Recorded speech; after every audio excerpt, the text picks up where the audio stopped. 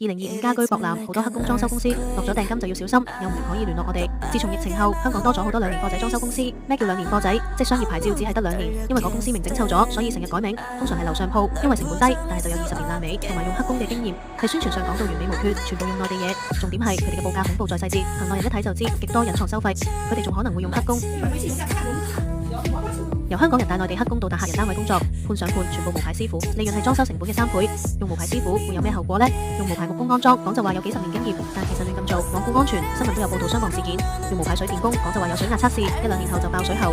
兩年貨仔公司只得1年保養，2年後就爆水喉走佬，俾幾十萬去裝修，覺唔覺得過？客人自己留意。再講多次，香港有牌師傅一工大概1800蚊，但係無牌師傅一工只係大概700蚊，報價平就係咁樣嚟。講就話多年經驗，公司單位只得20至30個家私相片。大部分都係樓上鋪，因為容易走佬，唔使負責任，報警都冇用，上網鬧都冇用。